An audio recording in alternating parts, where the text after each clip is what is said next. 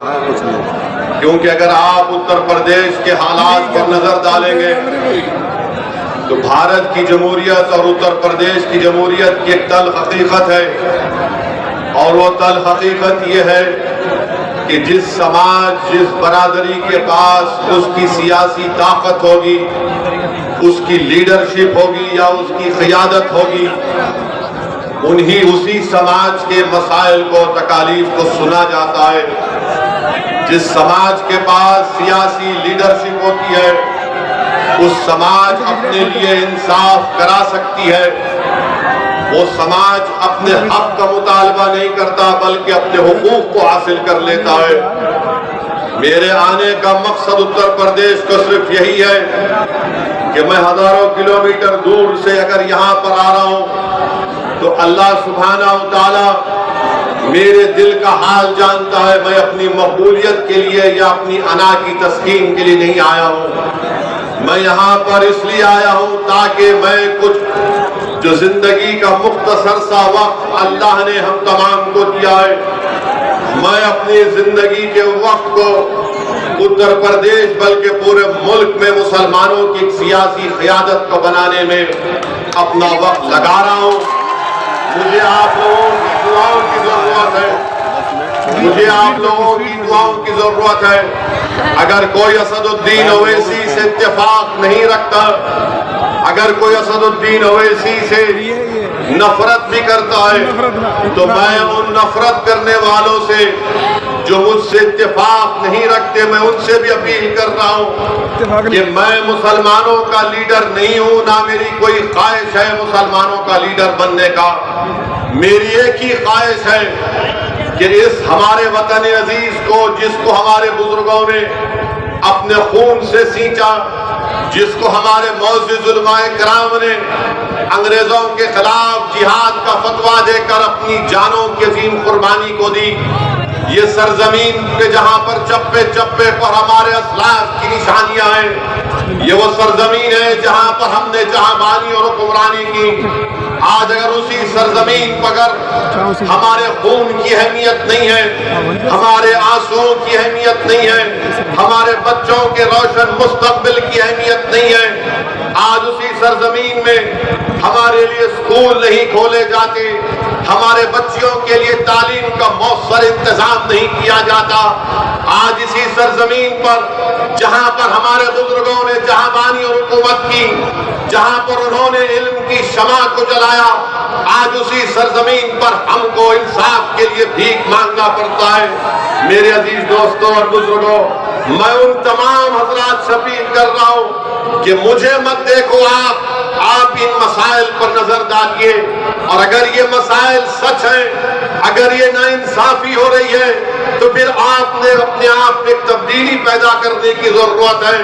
आप याद रखिए, जब तक आप भारत में मुसलमान अपनी सियासी क़ियादत को नहीं बनाएगा, जब तक भारत में मुसलमान अपने वोटों से अपने नेताओं को नहीं बनाएगा, उस वक्त तक मुसलमानों को शिकायत करनी पड़ती रहेगी, उस वक्त तक मुसलमानों की आंख में आंसू आते रहेंगे, उस वक्त तक मुसलमान नौजवान जेल के में अपनी जवानी को बर्बाद करता रहेगा।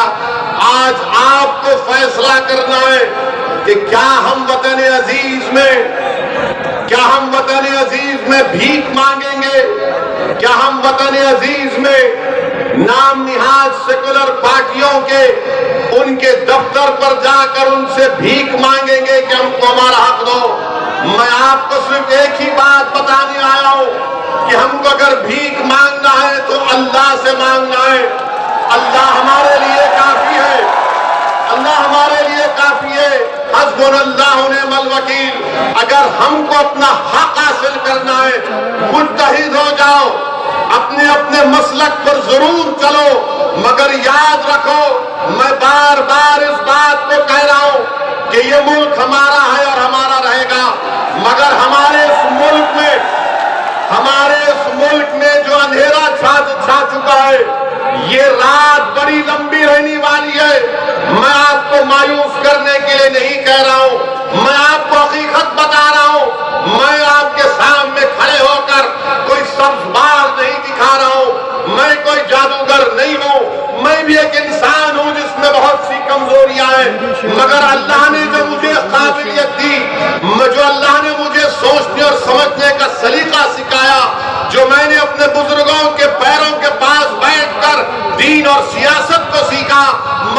तजुर्बे की बुनियाद पर आपके दरमियान में खड़े होकर अपने दिल में छुपे हुए गम को आपके सामने रख रहा हूं कि भारत के मुसलमानों को एक सियासी ताकत बनना पड़ेगा, तभी भारत मजबूत होगा, तभी भारत की जमहूरियत मजबूत होगी, तभी मुसलमानों से इंसाफ होगा। तो आप मुझसे इत्तेफाक नहीं रख सकते, मैं आपको सलाम करता हूं। आप मुझे पसंद नहीं करते, मैं आपकी इज्जत करता हूं। इस कौम के सामने, भारत के मुसलमानों के सामने असदुद्दीन अवैसी की कोई अहमियत नहीं है, मगर मैं जो कुछ कह रहा हूं, जो कुछ मेरी दीवानगी अपनी जबान से आपके सामने कह रही है, इस दीवाने की चंद बातों पर गौर कर लो, इस दीवाने की चंद बातों पर गौर करो ठंडे दिल से, और अल्लाह से दुआ करो, और अल्लाह से दुआ करो कि परवरदिगार अगर ये शख्स सच बोल रहा है तो हमारे दिल में मजलिस इत्तेहाद अल मुस्लिमीन की मोहब्बत पैदा कर दे।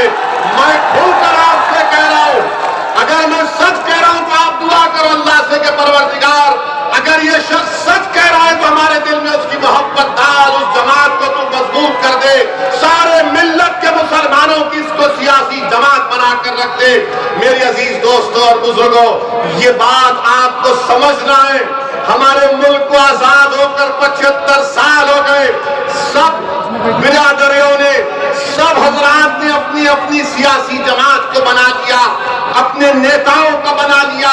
अगर किसी के पास उसकी वोट की अहमियत नहीं है, वो मुसलमान है। अगर किसी के पास उसका सियासी नेता नहीं है तो मुसलमान है।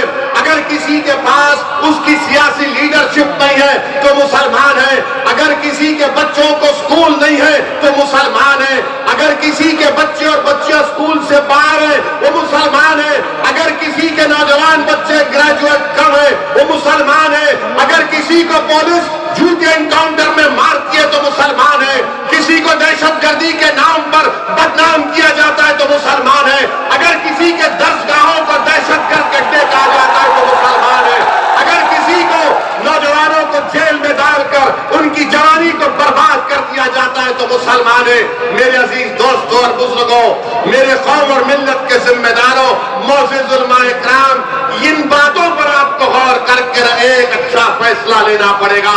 मेरी जिंदगी का कोई भरोसा नहीं है, किसी की जिंदगी का कोई भरोसा नहीं है, मगर आपको फैसला करना है। जब आप उत्तर प्रदेश के इलेक्शन में, विधानसभा के चुनाव में वोट डालने जाएंगे तो इन चीजों पर गौर करिए, इन मुतालबात पर, इन इशूज पर, इन मसाइल पर गौर करके अपने वोट का इस्तेमाल करिए। मुझे यकीन है कि अल्लाह सुब्हानहू व तआला आपसे अच्छा फैसला लेने लगाएगा।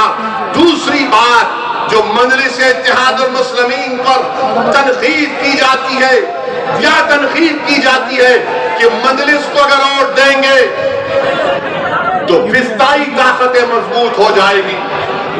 मजलिस पर इल्जाम, अगर मजलिस को वोट देंगे तो बीजेपी जीत जाएगी। अगर मजलिस को वोट देंगे तो क्या मुसलमान कैसा रहेगा मिलकर?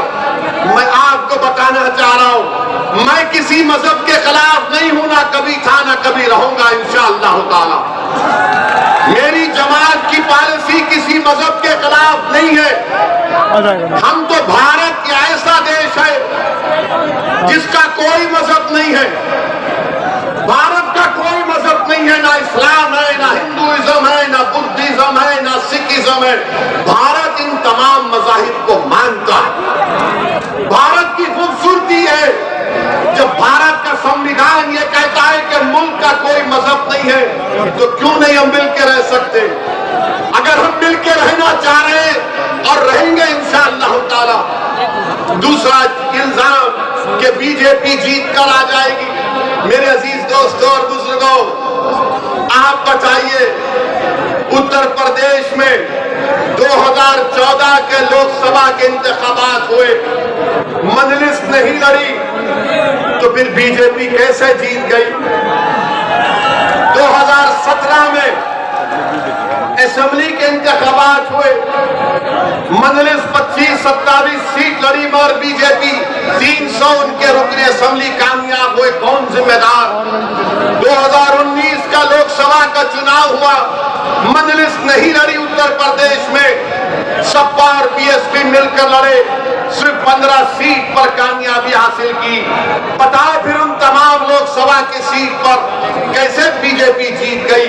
मेरे अजीज दोस्तों और बुजुर्गों, आपके वोट की अहमियत नहीं रही है भारत की सियासत में। आपके वोट, मुसलमानों के वोट की अहमियत अब नहीं रही। हमको हमेशा झूठ बोलते रहे हमसे कि मुसलमान एक वोट बैंक है। मैंने पार्लियामेंट में खड़े होकर इस बात को कहा था कि भारत में कभी मुस्लिम वोट बैंक नहीं रहा, ना रहेगा। भारत में हमेशा हिंदू वोट बैंक और हिंदू वोट बैंक ही रहेगा भारत में। अगर कोई कहेगा कि कैसे तुम इस बात को कह रहे हो, भाई मीडिया को डिस्टर्ब मत करिए, आराम से बैठिए, आराम से ठहरिए, आराम से। मैं आपसे अर्ज कर रहा था कि वोट बैंक की सियासत, वोट बैंक की सियासत, ये हमेशा कहा जाता है मुस्लिम वोट। अरे कहाँ मुस्लिम वोट है? अगर मुस्लिम वोट होता है तो भारत की पार्लियामेंट में 23, 24 MP सिर्फ क्यों जीत कर आते? हमेशा इस मुल्क में कोई मुस्लिम वोट बैंक नहीं था। और मेरे अजीज दोस्तों और बुजुर्गों, तीसरी अहम बात मैं आपके सामने जो अर्ज करने आया हूं वो ये है कि अभी हम आ रहे थे, हमारे साथ में हमारे दोस्त ने हमको एक वीडियो दिखाया जिसमें आरएलडी के लीडर ने असदुद्दीन ओवैसी के बारे में ये कहा कि असदुद्दीन ओवैसी एक फिल्म स्टार का नाम दिए कि असदुद्दीन ओवैसी वो फिल्म स्टार है। मैं हमारे आरएलडी के नेता से कहना चाहूंगा, चौधरी जैन सिंह साहब से, जिन्होंने असदुद्दीन ओवैसी को फिल्म स्टार के नाम से कह दिया, जैन साहब ये फिल्म स्टार मेरे पैर की धूल के बराबर नहीं है। ये फिल्म स्टार 2.5 घंटे के लिए नाचते हैं और क्या क्या करते हैं अल्लाह जानता है।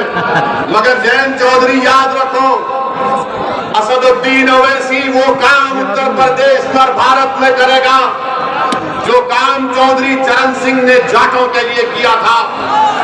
चौधरी चरण सिंह ने उत्तर प्रदेश के जाटों को एक सियासी ताकत बनाया। मैं तुमसे वादा कर रहा हूं इंशाअल्लाह ताला, अल्लाह मुझे जब तक जिंदा रखेगा, मैं उत्तर प्रदेश और भारत के मुसलमानों को एक सियासी क़यादत बनाकर इंशाअल्लाह होगा।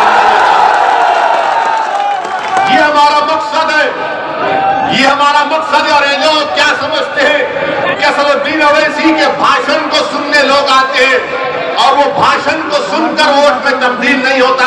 मैं आज आपसे एक सवाल करूंगा कि आने वाले विधानसभा में जितने लोग आए अपने दिल पर हाथ रखकर सच्चाई से बताइए, क्या आप मजलिस के पतन के निशान पर वोट देंगे नहीं देंगे?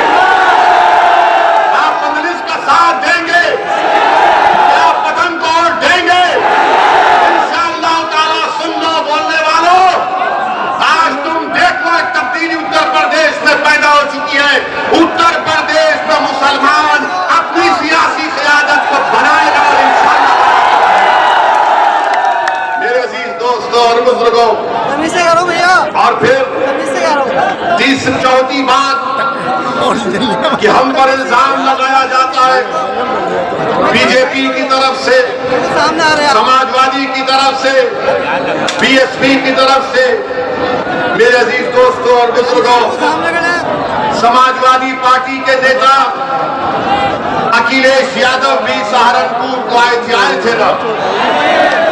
थे ना सहारनपुर को।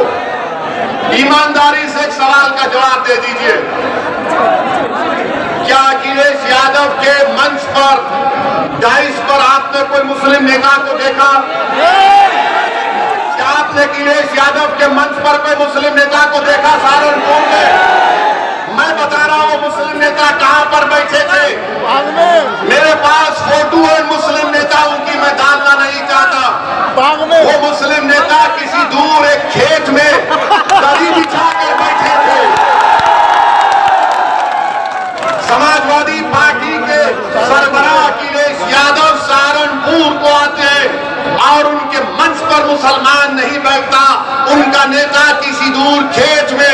एक पेड़ के साए में दरी बिछाकर फलियां खाकर बैठा था कि नेताजी जब भैया जी जाएंगे हाईवे पे गाड़ी रोक कर नमस्ते कर ले।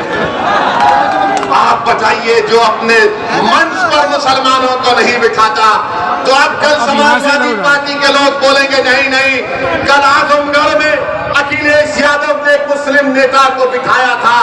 तो हाँ बिठाया था, 80 साल का एमएलए आजमगढ़ का, किस पर बिठाया? मंच पर, स्टूल के ऊपर बिठाया, स्टूल के ऊपर बिठाया तुमने और सबको सोफे के ऊपर बिठाया। मेरे जहां पर तुमको मंच पर जगह नहीं है बैठने की, और अगर बैठने की जगह है तो स्टूल पर बिठाया जाता। मैं उन मुस्लिम कायदीन से कहूंगा कि छोड़ो समाजवादी पार्टी को, तुम असदुद्दीन ओवैसी के कंधे पर बैठ जाओ, मैं तुमको तुम मेरे कंधे पर खड़े हो जाओ, तुम मेरे बाजुओं पर खड़े हो जाओ, तुम पर मेरी जिंदगी कुर्बान, अगर मेरी लाश भी तुमको फायदा पहुंचाती है, मगर एक सियासी ताकत बनो, एक सियासी कुव्वत बनो। याद रखो अज़ीज़ान मिल्लत, मैं उत्तर प्रदेश के मुसलमानों से भीख मांग रहा हूँ। 60 साल हो गए मेरे अजीज दोस्तों, एक तब्दीली पैदा करना पड़ेगा आपको, एक तब्दीली पैदा करना पड़ेगा आपको। अब नहीं चलने वाला ये सेकुलरिज्म का झूठा नारा, अब नहीं चलने वाला ये सेकुलरिज्म की तमाम झूठी बातें। सेकुलरिज्म के नाम पर अगर किसी को धोखा दिया गया तो उसका उनका नाम मुसलमान है। सेकुलरिज्म के नाम पर अगर किसी को गरीबी उसका मुकद्दर बना दिया गया तो तमाम सियासी पार्टियां हैं। मेरे अजीज दोस्तों और बुजुर्गों, आज आपसे मैं अपील करने आया हूं कि मुत्तहिद हो जाइए, मुत्तहिद हो जाइए, अपनी जमात से वाबस्ता हो जाइए, अपनी एक सियासी क़यादत को बनाइए। कोई नेता आसमान से नहीं आएगा, कोई नेता जमीन से निकल कर नहीं आएगा, मगर ये अल्लाह की जमीन पर जो हम हैं, अल्लाह ने हमको दिमाग दिया, सोचने और समझने का सलीका दिया, उसको इस्तेमाल करो। कौन है हमारा नेता? देख लो आप, कहाँ है तुम्हारी आवाज? तुम खुद ढूंढ रहे हो अपनी आवाज को सुनने के लिए, तुम अपनी एक ऐसी आवाज को सुनने के लिए तड़पते हो जो तुम्हारे दिल में छुपे हुए दर्द और तकलीफ को बयान कर सके। मैं आपसे वादा कर रहा हूं कि मजलिस इत्तेहादुल मुस्लिमीन को आप कामयाब करिए, सेकुलरिज्म मजबूत होगा। मजलिस के अगर कैंडिडेट कामयाब होते हैं, देश मजबूत होगा। अगर मजलिस के एक सियासी क़यादत आप बनाते हैं, देश को ताकतवर कैसे बनाएंगे आप? जब भारत की सबसे बड़ी अक़लियत की 14% मुसलमान का कोई सियासी नेता नहीं, कोई पॉलिटिकल लीडरशिप नहीं है, उसकी कोई वोट की अहमियत नहीं है। क्यों वोट की अहमियत नहीं है? क्योंकि बीजेपी और आरएसएस ने ये बता दिया आपको कि वो आपके वोट के बगैर भी हुकूमत बना सकते हैं। ठीक है, वो बना रहे, तो क्या तुम अपने उत्तर प्रदेश में 20 एमएलए को नहीं जिता सकते? क्या 20 को नहीं जिता सकते? क्या 20 एमएलए को कामयाब नहीं कर सकते? जब 300 एमएलए बीजेपी के जीतते हैं तो क्या उत्तर प्रदेश के मुसलमान खालिस अपने वोट से 20 एमएलए को कामयाब क्यों नहीं कर सकते? कर सकते हैं। सिर्फ हौसले की जरूरत है, एतमाद की जरूरत है, बहादुरी की जरूरत है, और बेखौफ होकर अपने वोट का इस्तेमाल करो। जब तुम्हारी क़यादत बनेगी तो तुम्हारा हक उस पर पहुंचेगा, वो दौड़ता हुआ तुम्हारे दरमियान में आकर खड़ा हो जाएगा। मगर अगर आप किसी और पार्टी के एमएलए को वोट देंगे तो वो उस पार्टी का मोहताज रहेगा, वो उस पार्टी जो कहेगी उस पर अमल करना पड़ेगा। मैं आपसे वादा कर रहा हूं कि मजलिस के विधायक एमएलए जब जीतेंगे उन पर कोई रोक टोक नहीं होगा। खुली तरह उनसे कहा जाएगा कि बेबाक होकर मजलूमों की आवाज उठाओ, बेबाक होकर इंसाफ का मुतालबा करो, बेबाक होकर जालिम से पंजा आजमाई करो, डरो मत। जिंदगी एक ही बार अल्लाह देता है, जिंदगी का सही इस्तेमाल करो। जब तुम और हम कब्र में जाओगे तो तिश्तगी नहीं रहना कि काश मैं मुसलमानों के लिए कुछ ऐसा कर लेता। मैं तुमसे कह रहा हूं, उस तिश्तगी को मिटा दो और मजलिस का साथ दो, आप देखोगे कि तब्दीली पैदा होगी इंशाअल्लाह। मेरे अजीज दोस्तों और बुजुर्गों, हम पर इल्जाम लगाने वालों पर मैं एक ही बात उनसे कहूंगा कि मजलिस पर इल्जाम आप लगाते हैं। मैं मुसलमानों के इंसाफ की बात करता हूं। मेरे दोस्त, मेरे गयूर कौम के नौजवानों, आप बताइए कि गोरखपुर में एक गुप्ता साहब का पुलिस कस्टडी में उनको मार मार कर कत्ल कर दिया जाता है। हमने भी उसकी मजम्मत की। और उत्तर प्रदेश के योगी बाबा ने क्या किया? बाबा ने ये किया, बाबा फौरन गोरखपुर चले गए। बाबा फौरन पीड़ित परिवार से, गुप्ता साहब के खानदान वालों से मिलने चले गए। का 50 लाख रुपए दूंगा। पुलिस को, ऑफिसरों को सस्पेंड किया। अखिलेश यादव क्या किए? वो भी गुप्ता परिवार के पास चले गए और 21 लाख रुपए का चेक दिया। यहां आपको बता इसलिए रहा हूं कि देखो ये नाइंसाफी। इंसान जब मरता है तो इंसान होता है। मौत तो इंसान की हुई है। जालिम ने एक इंसान की जान ले ली, मगर उसका नाम अगर गुप्ता होगा तो उसकी जान की अहमियत है। जिसका नाम फैसल होगा, जो उन्नाव में तरकारी बेचता था, 18 साल का बच्चा। नहीं है, मैं तालियों के लिए नहीं कह रहा हूं, सुनने के लिए कह रहा हूं। अगर तुम्हारे दिलों में धड़क दड़ाती रहे तो उस बच्चे के लिए आंख में आंसू लाओ। उसके पुलिस कस्टडी में मार दिया गया।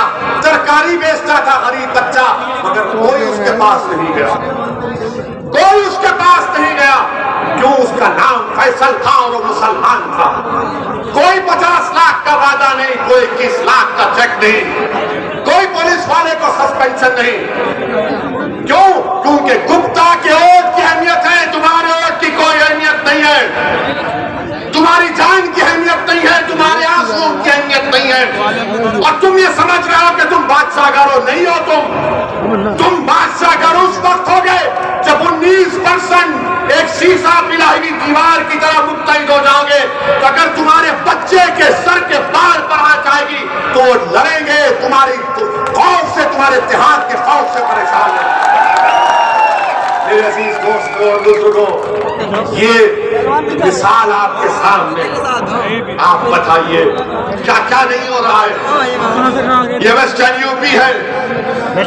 कई एनकाउंटर में मुसलमानों को पुलिस ने गोली मार दिया। एक मशहूर जर्नलिस्ट है जिसका नाम मोहतरमा नेहा दीक्षित है। कोई कहेगा कि ओवैसी झूठ बोल रहा है। जाओ वो जर्नलिस्ट की रिपोर्ट पढ़ लो, जिसने कहा कि सबसे ज्यादा मारने वालों को एनकाउंटर में मुसलमान थे। जेल में घुसकर गोली मार दी गई। आप बताओ फिर कौन से आप सेकुलरिज्म की बात कर रहे हैं? कौन से आपके वोट बैंक की आप बात कर रहे हैं? उठो उत्तर प्रदेश के मुसलमानों, ये वक्त ख्वाब गफलत सोचने का है। अपने दिमागों से उन जालों को निकालो जो तुम ये समझ रहे हो कि हालात सब सही है। नहीं है, हालात सब सही नहीं है। हालात उस वक्त सही होंगे जब आप एक करवट लेंगे। जिस तरह इस सरजमीन पर हमारे बुजुर्गों ने बातिल ताकतों और तूफानों के सामने शमा को रोशन किया था, आज उस शमा की रोशनी पूरे आलम में फैल चुकी। क्या तुम एक सियासी शमा को नहीं रोशन करोगे अपने इत्तेहाद की ताकत पर? क्या तुम एक शमा को नहीं रोशन करोगे ताकि तुम्हारे आने वाले नस्लों का मुस्तकबिल अच्छा हो सके? मैं तुमसे सिर्फ यही बोलने आया हूँ, यही कहने आया हूँ। अगर किसी को मेरी बात खराब लगती है तो मैं कुछ नहीं कर सकता, मैं ऐसा ही हूं। मेरी जबान ऐसी है, मगर सच्चाई का बयान कर रहा हूं। मेरे अजीज दोस्तों और बुजुर्गों, कौम और मिल्लत के जिम्मेदारों, मुअज़्ज़िज़ उलमाए किराम, असदुद्दीन ओवैसी सिर्फ यही आपसे गुजारिश करने आया कि मैं यहां पर अपने लिए नहीं आया हूं, उतनी दूर से नहीं आया हूं। हम पर इल्जाम लगाए जाते, मुझे उसकी कोई परवाह नहीं। इल्जाम लगते रहेंगे, इसकी मुझे कोई परवाह नहीं है। तारीख गवाह है, अगर कोई सीरतुन नबी की किताब को पढ़ेगा तो इल्जामात भी है, इल्जामात भी है। मक्के की सरजमीन पर जिसमें मुबारक पर ऊंट की उजड़ी भी डाली गई, ताइफ का सफर भी है, ओहद का मैदान भी है, और उसके बाद फतेह मक्का भी है, और होगा इंशाअल्लाह।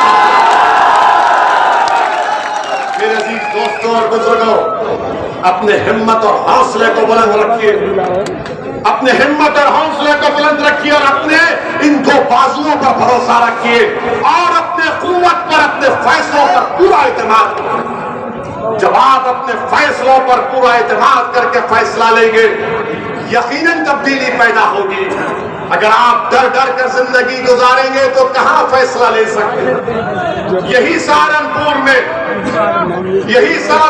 में किंदकी गांव में मौलाना महमूद मदनी साहब ने एक यूथ क्लब बनाने का प्रोग्राम बनाया और भारत स्काउट्स एंड गाइड्स का नौजवानों के लिए वहां का बीजेपी का एमएलए काम को रुकवा देता है।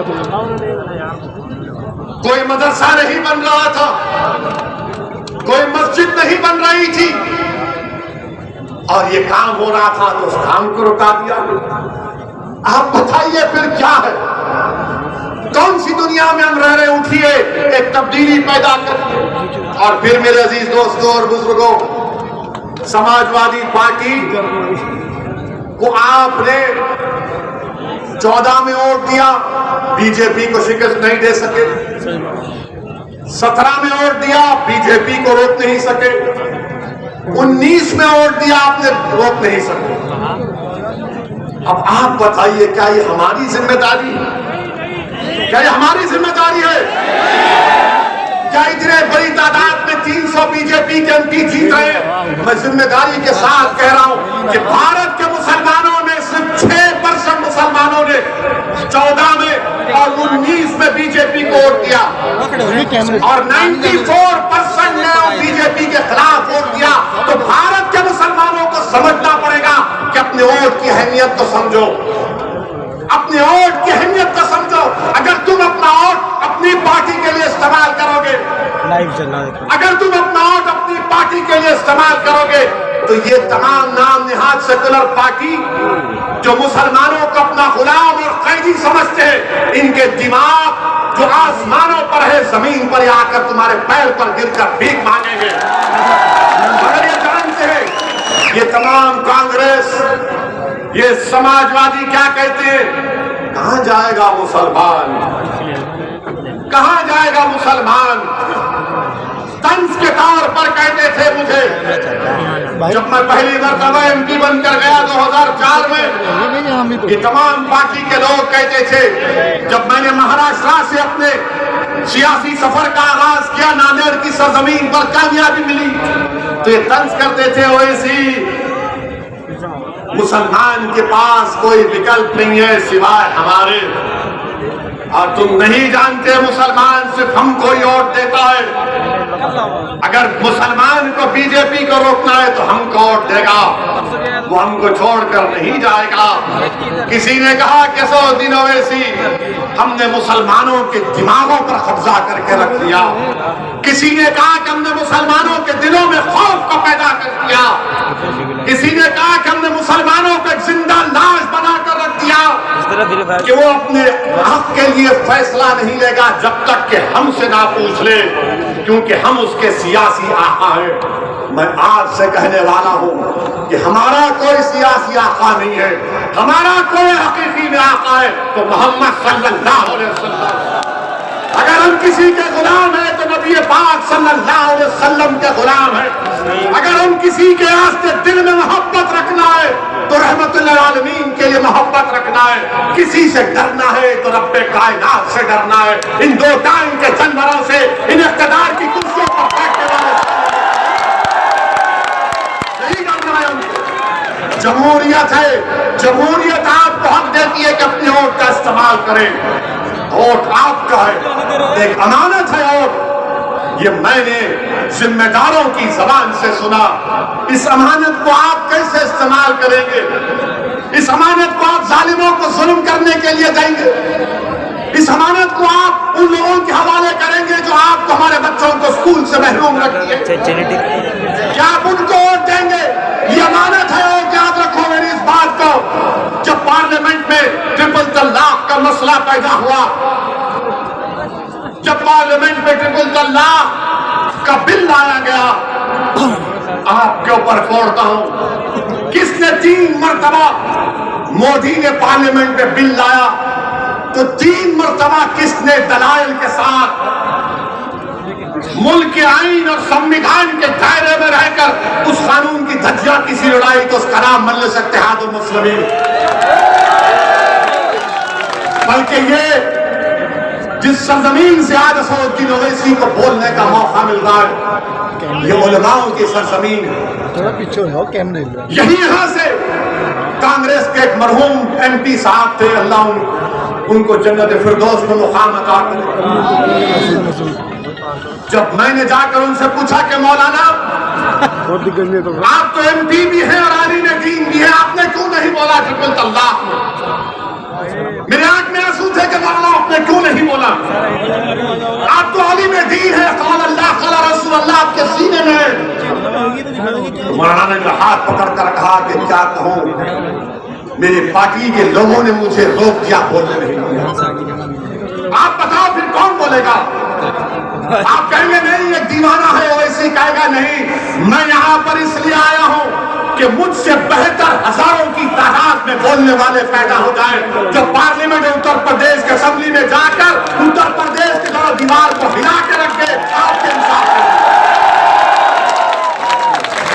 मेरे अजीज दोस्तों और बुजुर्गों, ट्रिपल तलाक का कानून ये बना तो दिए मोदी, बना तो दिए, क्या हासिल हुआ? मैंने उस वक्त भी कहा था देश में अगर कानून बनाना है महिलाओं के लिए, खवातीन के लिए, कहाँ जाना चाहते वो कानून बनाइए जो शख्स शादी को करता है मगर बीवी उसके घर में नहीं रहे, जो शख्स शादी को करता है मगर बीवी को भगा देता है। मैंने पार्लियामेंट में उठकर कहा था कि तुम आज ये जो गलत काला कानून बना रहे हो, जो हमारी शरीयत में मदाखलत कर रहे हो, देखना मुल्क में लोग अपनी बीवियों को, अपनी पत्नियों को घरों से मार कर निकाल देंगे, उनका हक नहीं देंगे। तो तमाम लोगों ने मुझ पर हंसा, आज वही दुनिया देख रही है। शादीशुदा है मगर बीवी घर में नहीं है। आपको मालूम भारत में ऐसे 32 लाख महिलाएं जो शादीशुदा हैं मगर अपने पति परमेश्वर के साथ नहीं। बताओ बीजेपी वालों ये सच है या झूठ है? बताओ। हम पर इल्जाम लगाने वालों सुन लो, एक और भड़काऊ भाषण हो रहा है। बताओ बीजेपी वालों, क्या ये बात सच नहीं है कि पति के साथ पत्नी नहीं है? क्यों नहीं है? आपको चाय बनाने की जरूरत नहीं पड़ती, कम से कम वो चाय बना। मगर इस पर भी आप शाम में 6 बजे से ये मीडिया वाले हमारा निकाह शुरू कर देंगे। ओवैसी ने इनके बारे में ऐसा कह दिया। मैं तो कहा कि चाय बनाने में मदद मिल सकती है, बगैर दूध की पीता हूं, अच्छा लगता है। हमारे घर में खाली चाय मिलती है, बाकी सब हमको करना पड़ता, क्योंकि हमारे पास मामला ये है कि ज्यादा हम बोलते हैं तो घर में हमारी जबान नहीं चलती, हमारा इख्तियार सिर्फ चाय पर रुक जाता है। मगर वो ये बेचारे तो उससे भी महरूम है। ट्रिपल तलाक का कानून 3 मरतबा आया। क्या कहा दूसरे पार्टियों ने? उठाकर रिकॉर्ड देख लो, समाजवादी पार्टी ने क्या कहा था, उठाकर रिकॉर्ड देख लो कांग्रेस ने क्या कहा था। मेरे अजीज दोस्तों और बुजुर्गों, ये अपने बात दिल से निकाल दो कि नहीं ओवैसी है, नहीं ओवैसी जिंदगी खत्म हो जाएगी तो क्या तुम मुझसे बेहतरीन काबिल लोगों को नहीं पैदा करोगे? ये आपका काम है और इंशाअल्लाह अल्लाह पैदा करेगा। आप नहीं करेंगे तो अल्लाह पैदा करेगा, मुझे यकीन अल्लाह की जात पर इंशाअल्लाह। अल्लाह इस कौम को कभी महरूम नहीं रखेगा, अल्लाह मुझसे ज्यादा काबिल लोगों को पैदा करेगा। हमको अल्लाह की जरूरत है, अल्लाह तुम्हारी जरूरत नहीं। हमको अल्लाह की जरूरत है, हम अल्लाह से भीख मांगते हैं। मेरे अजीज दोस्तों और बुजुर्गों, फिर CAA का कानून आया। CAA का कानून आया। किसने उस कानून के खिलाफ उस कानून को काला कानून कहा? पार्लियामेंट गवाह है, दुनिया गवाह है कि अल्लाह सुब्हाना व तआला ने मजलिस इत्तेहाद अल मुस्लिमीन को ये एजाज बख्शा। ये अल्लाह का करम है कि अल्लाह ने मेरे दिल में इस बात को डाला कि मैंने बीजेपी के 300 एमपीओ के सामने, अमित शाह के सामने खड़े होकर कहा कि गांधी ने उस वक्त के सफेद फार्म साउथ अफ्रीका के कानून के खिलाफ उसको फाड़ दिया था, आज वैसी तुम्हारे कानून को फाड़। ये समाजवादी ने क्या किया, कांग्रेस ने क्या किया? हम जब कानून को फाड़े तो सब के सब नजरें नीचे कर लिए, बोले ये क्या कर दिया तूने, ये क्यों फाड़ा तूने? हमने कहा हमने इसलिए फाड़ा क्योंकि दिल बोल रहा था, संविधान पुकार पुकार कर कह रहा था ये काला कानून है जो मजहब के नाम पर नाइंसाफी कर रहा है मुसलमान। आप कुछ नहीं बोलेंगे, मगर वोट का वक्त इलेक्शन आएगा तो बोलेंगे वोट हमको दे दो। आप कहेंगे कि अखिलेश ओवैसी तो कानून को फाड़ा, तो अखिलेश बोलेंगे वो हो गया मगर नेता हम हैं तुम्हारे, तुम्हारा काम हमको वोट देना है। आप पूछेंगे अखिलेश, समाजवादी, कांग्रेस, बीएसपी जब ट्रिपल तलाक का कानून आया तो बोलेंगे हाँ वो मुसलमान है वही तो बोल सकता, हम काहे बोलेंगे, मगर जब हमारा वोट आएगा तो हमको लेंगे ना वोट हमसे, उस वक्त कुछ नहीं कहेंगे। और फिर ये समाजवादी पार्टी, मैं पूछना चाह रहा हूं अखिलेश यादव से, जब CAA का कानून पार्लियामेंट में आया तो क्या शिवसेना ने नरेंद्र मोदी हुकूमत का साथ नहीं दिया CAA कानून में? और यही समाजवादी पार्टी महाराष्ट्र में अखिलेश यादव उद्धव ठाकरे की हुकूमत का साथ दे रहे हैं। बताओ समाजवादी पार्टी में बैठने वालों, क्या मैं सच कह रहा हूं या झूठ कह रहा हूं? क्या महाराष्ट्र में शिवसेना उद्धव ठाकरे की हुकूमत को तुम्हारी पार्टी ने साथ नहीं दिया? CAA के कानून में जो भारत के मुसलमानों को स्टेटलेस बनाना चाहते थे, आपने उनकी तायीद की। मेरे अजीज दोस्तों और बुजुर्गों, ये अमित शाह का लाया हुआ काला कानून, ये मोदी की हुकूमत का लाया हुआ काला कानून, मैं सलाम करता हूं भारत के मुसलमानों को, मैं सलाम करता हूं उत्तर प्रदेश, सहारनपुर और तमाम भारत के इलाकों के मुसलमानों को, और खास तौर से हमारी बहादुर माओं को और बहनों को जिन्होंने CAA कानून के खिलाफ एहतजाज किया, रोड पर निकल कर आ गए, शाहीन बाग बनाया। मैं सलाम करता हूं आपको। और योगी, अमित शाह और मोदी को कह रहा हूं, दोबारा NPR NRC की बात होगी तो फिर हम निकल कर आएंगे इंशाअल्लाह। मगर ये लोग क्या कर रहे हैं देखिए आप। अमित शाह उत्तराखंड में कल तकरीर किए, देश का होम मिनिस्टर है, वजीर दाखिला है, उत्तराखंड में जाकर अमित शाह अनार शनाब तकते और कहते हैं कि मुसलमान रोड पर जुम्मे की नमाज पढ़ते हैं, रोड पर पढ़ते हैं और ट्रैफिक को रोक देते हैं। अमित शाह साहब, अगर हम जबान खोलेंगे ना तो बहुत सी बातें बता सकते हैं आपको, रोड पर क्या क्या होता है, रोड पर क्या क्या होता है बता सकते हैं। मगर आपको तकलीफ क्यों? अगर नमाज 10 मिनट के लिए पढ़ी जा रही है तो आपके पेट में दर्द क्यों हो रहा है? और अगर भारत में जुमे के दिन अगर किसी मुसलमान को नुकसान होगा अमित शाह, तो आप जिम्मेदार होंगे, क्योंकि आपने तकरीर करके अपने उन गुलामों को हुक्म दिया है कि जुमे की नमाज में मुसलमान ऐसा करता है। आपकी जिम्मेदारी होगी अगर जुमे के दिन किसी मुसलमान का बाल क्यों ना जाएगी। इस तरह का बयान एक होम मिनिस्टर देता है। एक हकीर उत्तराखंड के इलेक्शन को जीतने के लिए इतनी नफरत क्यों रखते हैं मुसलमानों से बीजेपी वालों? आप तो संविधान पर वोट लिए ना, आप तो संविधान पर हल्फ लिए जिसको बाबा साहेब अम्बेडकर ने बनाया, और उस संविधान में सबको बराबरी बराबरी का मौका दिया गया। Right to equality fundamental right है, मगर अमित शाह नफरत की बात कर रहे हैं। मेरे अजीज दोस्तों और बुजुर्गों, यही अमित शाह और योगी मोदी की हुकूमत ने यूएपीए का कानून लाए। क्या इस कानून में समाजवादी ने वोट नहीं दिया? क्या कांग्रेस ने साथ नहीं दिया? मैं खड़ा हुआ, इम्तियाज जलील खड़े हुए, हमने इस कानून के खिलाफ वोट दिया। कांग्रेसियों से कहा कि शर्म करो, तुम धूप मरो। मैंने पार्लियामेंट में कहा, कांग्रेसियों की तरफ हाथ बताकर कहा कि भाई अल्लाह से दुआ है कि तुम्हारे बड़े बड़े कायदीन जेल को जाएं और 5-5 साल जेल में सड़े, तब तुमको मालूम होगा मुसलमान की तकलीफ क्या है। यूएपीए का कानून कांग्रेस ने तायीद कर दी। समाजवादी पार्टी क्या मौका है आपका, बताओ मेरे अजीज दोस्तों और बुजुर्गों। और फिर मोदी हुकूमत अब एनपीआर एनआरसी की तैयारी कर रही है। ये जो कानून है पैदाइश का और मौत का, उसमें तब्दीली ला रही है।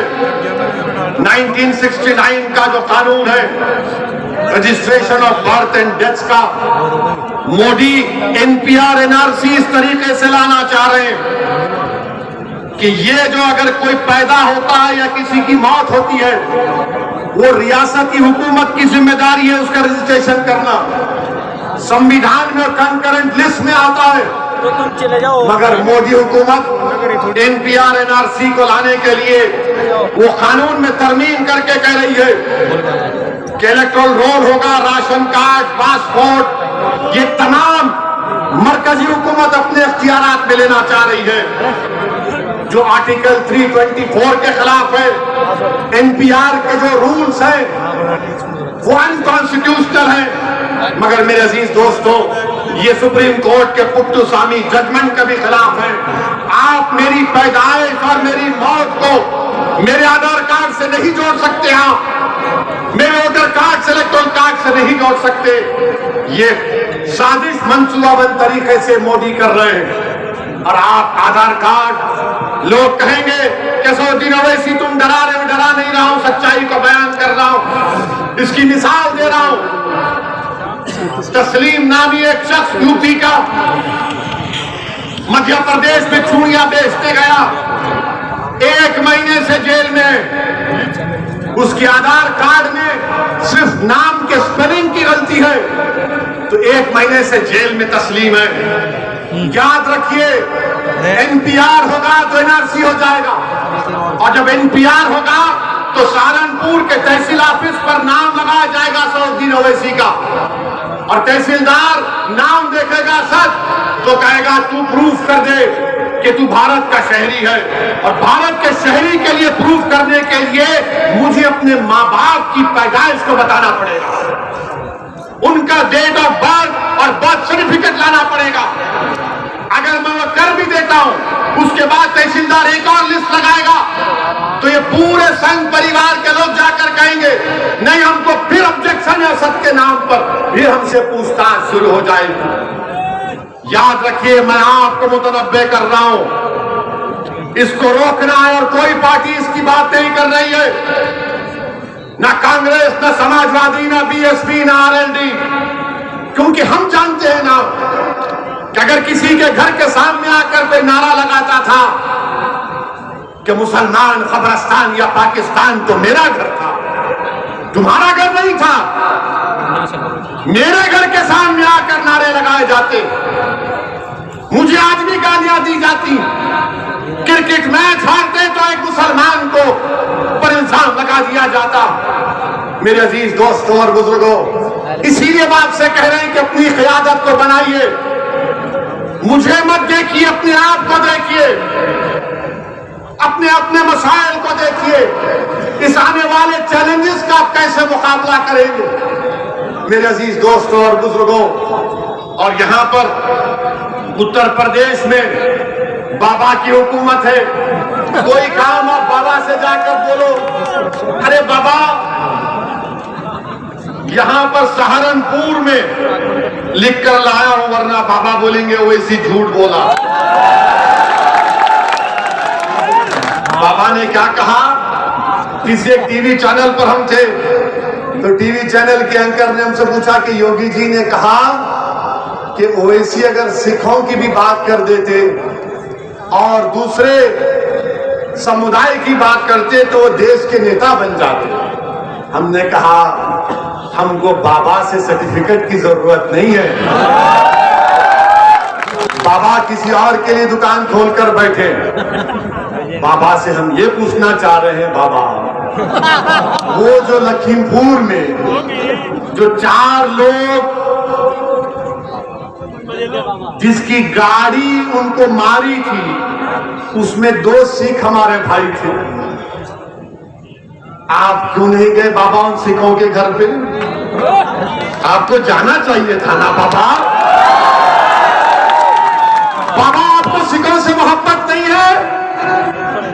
तुम हमसे पूछ रहे हो बाबा हमको सिखों से इतनी मोहब्बत है कि आपने सहारनपुर में जब गुरुद्वारा और मस्जिद का मसला पैदा हुआ था ना, तो आपने कहा ठीक है बनाओ, हमको जमीन की जरूरत नहीं है, और एक जगह बनाएंगे। सिखों के लिए मदद की ना हमने। बाबा ने क्या किया? बाबा ने कहा नाम बदल दो, ज्यादा बोले तो ठोक दो। बाबा को कुछ समझ में आता ही नहीं है, बाबा खाली नाम बदलने पे है। बाबा सुबह उठते बोले नाम कितने बदले गए, उनको इतनी फिक्र। अच्छा बाबा ये बताओ सहारनपुर में और जौनपुर में मुसलमान 10% है, सहारनपुर में 40% के ऊपर है ना। अब आप ये बताइए सहारनपुर में खाली प्राइमरी हेल्थ केयर सेंटर 60 क्यों है और जौनपुर में 85 क्यों है? क्यों है बाबा, ये क्यों है? और कम्युनिटी हेल्थ सेंटर जौनपुर में 22 और सहारनपुर में सिर्फ 14। बाबा आपको सहारनपुर से इतनी नफरत क्यों है बाबा? मेरे अजीज दोस्तों और बुजुर्गों, ये बात हम जब करते हैं तो इनको तकलीफ हो जाती है, फिर हमसे बोलते नहीं हो मोदी जी तो सबका साथ सबका विश्वास, क्या क्या बोलते हैं। हम इनसे आपको बता रहा हूं, उत्तर प्रदेश में प्रधानमंत्री आवास योजना ने घर बनाने की स्कीम ग्रामीण में 3 साल में करीब, अगर मैं गलत ना कहूं, मैं आज की एक एप्लीकेशन है, जितने भी घर मंजूर हुए, मैं बाबा से मोदी से पूछ रहा हूं मुझे 20 घर दिखाओ जो तुमने मुसलमानों को दिए, 20 घर दिखाओ जो तुमने मुसलमानों को दिए। मंजूर तो कर दिए मगर घर किसी को नहीं मिला। मोदी जी ने क्या कहा था लखनऊ को आकर कि 18 लाख दिए जलाओ, दिए जलाओ।